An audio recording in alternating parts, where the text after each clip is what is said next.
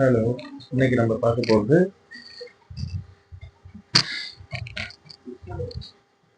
Into AS 103ல business combination concentration test.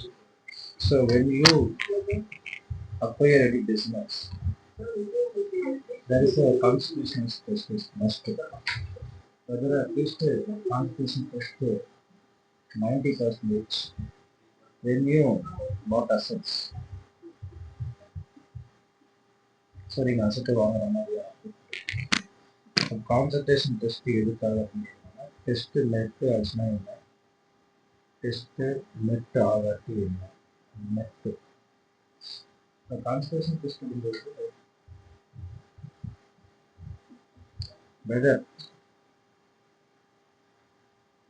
At least concentration into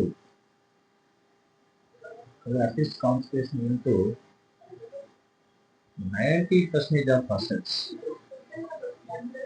Yes, something. Yes, it is asset.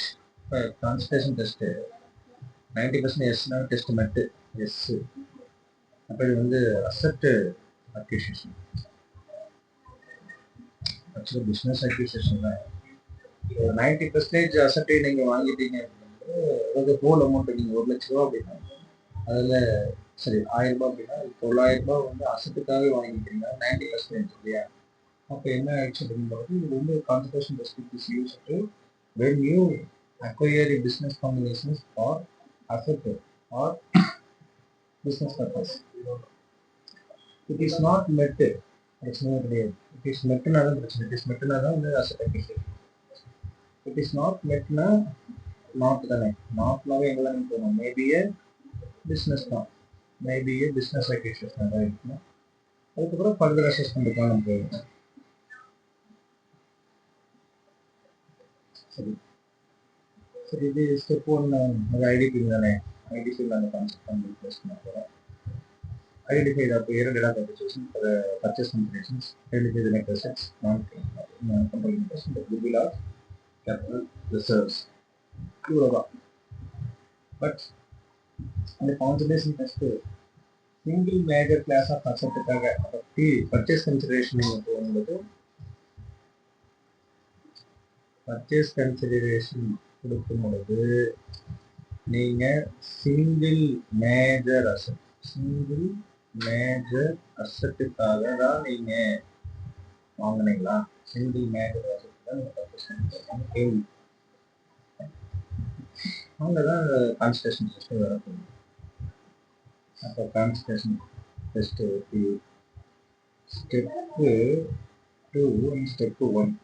What is step 1 சொல்லிட்டேன். இப்போ தான் நான் step 1 பார்ப்பேன். Step 2 அப்படிங்கிறது வந்து இது single major asset purchase. Single major asset step 1 அப்படிங்கிறது total PC 60% plus NCA previously insurance, சரி இன்வெஸ்ட்மெண்ட் இன்சூரன்ஸ் கிடையாது, அது எப்படின்னா மக்களோட ஆக்சுவல் ப்ளஸ்ஸு கேஷு டிடிஏ ஏதாச்சும் நீங்கள் படிச்சுக்கணும். மைனஸ் இதுவே அப்போ வந்து டோட்டல் பிசி என்சிஐ ஐஎன்இ கழிச்சிங்கன்னா அடுத்தது ஜிடிபி. இதுதான் வந்து பிசி, இதுதான் நீங்கள் கொடுத்துருக்கீங்க. அப்போ ஐஎன்ஏல வந்து ஐஎன்ஏ எடுக்கும்போது ஆக்சுவலாக டோட்டல் பிசி அதாவது இந்த அமௌண்ட் மைனஸ் ஐஎன்ஏ கழிச்சுட்டு ஜிடிபி ரிசோர்ஸ் வரும். பட் நம்ம ஜிடிபி ரிசோர்ஸ் வராமல் இந்த என்ன போயிருக்குன்னா பிசி பெய்டு ஃபார், இந்த இடத்துல பிசிக்காக நம்ம பெய்டு பண்ணிட்டு இருக்கோம். அந்த பிசி பெய்டு இதுதான் ஸ்டெப் 1.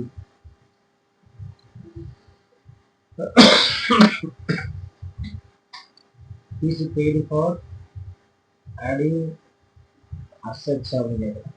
அப்போ இந்த ஸ்டெப் டூ ஸ்டெப் டூன்றது வந்து இங்கே சிங்கிள் மேஜர் அசெட்ஸ்ட்டு ஸ்டெப் ஒன்றுன்றது வந்து இது சி இந்த அசெட்டோட இது அதிகமாக போயிடுச்சா அப்படின்னு ஸ்டெப் ஒன் வந்து 1000 ரூபாய் இருக்குது, 900 ரூபாய். இந்த அசெட் வாங்குறது 900 ரூபாய் அப்படின்னா கண்டிப்பாக இது வந்து 1000 இருந்துச்சுனாலே ஜஸ்ட்டு கண்டிப்பாக ஆயிடுச்சுனாலே செக் பண்ணலாம்.